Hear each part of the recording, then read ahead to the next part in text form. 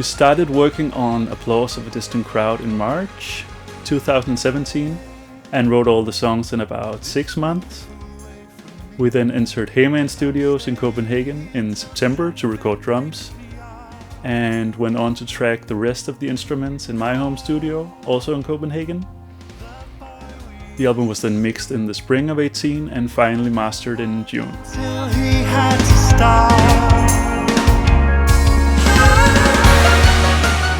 There are several topics explored on Applause of a Distant Crowd. The growth of social media and its implications on what we consider the norms of human interaction.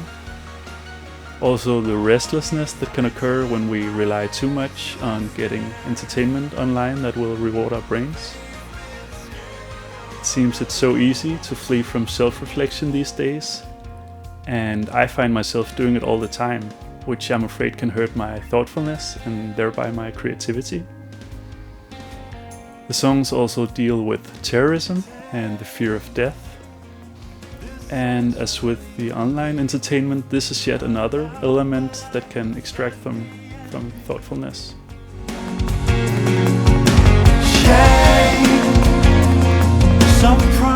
The title of the album is a metaphor derived from our relationships through social media. It stems from the notion that we're both incredibly close to each other via instant chat messages, images, videos, and so on, but at the same time miles apart and maybe not really comfortable in getting to know each other face to face. It seems we spend a lot of time trying to present ourselves in the most flattering and impressive way online, in a pursuit of continuous applause, but that it's a distant applause from people you may never get credit from or connect with outside of the internet.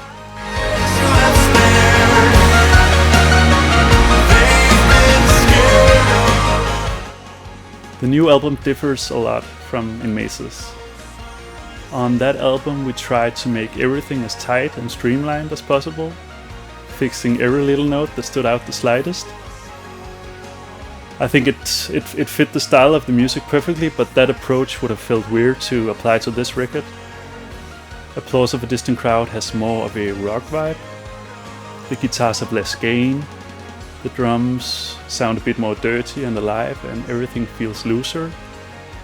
And on top of that, the songs are a bit shorter, and the track-to-track dynamics bigger. I would also say that the contrast between the mellow and the heavy stuff is more profound than on any of our previous releases. It's also more expansive production-wise. It features acoustic guitar, for example, which we didn't use on In Mazes, as well as more percussion.